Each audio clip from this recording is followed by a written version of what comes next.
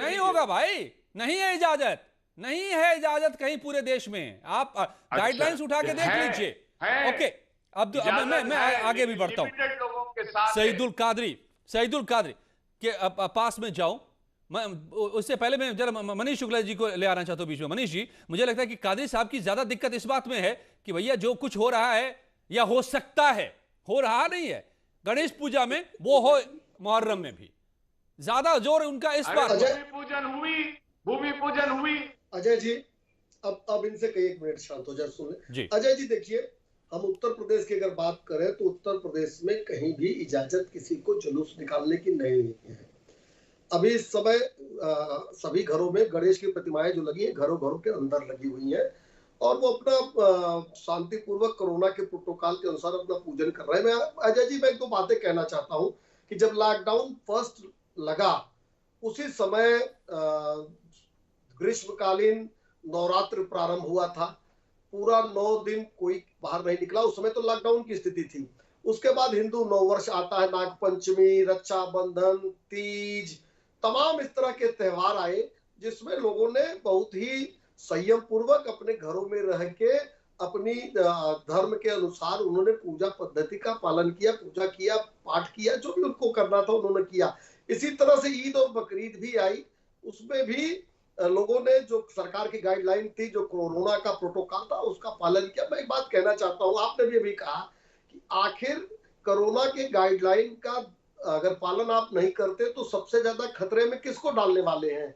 आप उन्हीं लोगों को खतरे में डालेंगे जो लोग जुलूस में निकलेंगे। और निश्चित रूप से अगर आप धार्मिक रूप से सोचे, अगर आप धर्म के उस धर्म को मानने वाले हैं, उस धर्म की बात करने के लिए आप चैनल पर बैठते हैं, तो सबसे ज्यादा उसी धर्म के लोगों को आप खतरे में डालने वाले हैं।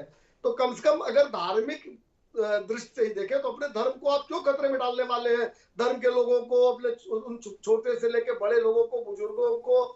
और कोरोना किसी की जाति, धर्म, आयु और वो नहीं देख रहा है, प्रतिष्ठा नहीं देख रहा है। जो उसके चपेट में आ रहा है उसका दुष्परिणाम उसको भोगना पड़ रहा है। तो हमको लगता है कि हठधर्मिता छोड़नी चाहिए, हठधर्मिता छोड़नी चाहिए। उत्तर प्रदेश में कहीं किसी जाति और धर्म को नहीं अनुमति है कि वो जुलूस निकाले। और हम उत्तर प्रदेश की बात कर रहे हैं। तो कादरी साहब को चिंता है कि कहीं आप गणेश प्रतिमा के विसर्जन में छूट तो नहीं दे देंगे, मुहर्रम में रोक देंगे और गणेश प्रतिमा को, इसकी चिंता ज्यादा सता रही है। योगी आदित्यनाथ की सरकार में योगी आदित्यनाथ भूमि पूजन आपने कर दिया, आप एक एग्जाम्पल दे दिए। अरे साहब, भूमि पूजन में कई करोड़ लोग आते, 2 करोड़ 3 करोड़ लोगों के आने की संभावना थी। यहां पर 150 लोग आए थे, वो भी सोशल डिस्टेंसिंग का पालन करके। आप अब कहां तुलना कर रहे हैं आप? 2 करोड़ लोग आने वाले थे। 150 आदमी की ताजियत की इजाजत। जवाब दीजिए भाई, आप मनीष जी जवाब दीजिए इस बात का। भूमि पूजन आपने कर लिया, अब मुहर्रम का जुलूस भी निकालने दीजिए। देखिए अजय जी, तर्कों का जवाब हो सकता है, कुतर्कों का जवाब नहीं हो सकता है। अयोध्या में एक कार्यक्रम होने वाला था, अगर जुलूस की अनुमति दी जाए तो ताजिया तो घर घर से निकलता है। ये तो पता होगा इनको, मौलाना को जो बैठे आपके चैनल पे। अजय जी, हमको और आपको पता है कि ताजिया के जुलूस की क्या परिस्थितियां होती हैं और किस तरह से घरों घरों से निकलता है। तो एक कार्यक्रम उत्तर प्रदेश में, एक कार्यक्रम की तुलना घर घर से निकलने वाले अगर ताजिया के जुलूस से कर रहे हैं तो एक कुतर्क है। सरकार की मंशा ये है कि कोरोना से आपके धर्म के लोग भी इफेक्टेड न हो, वो सुरक्षित रहे।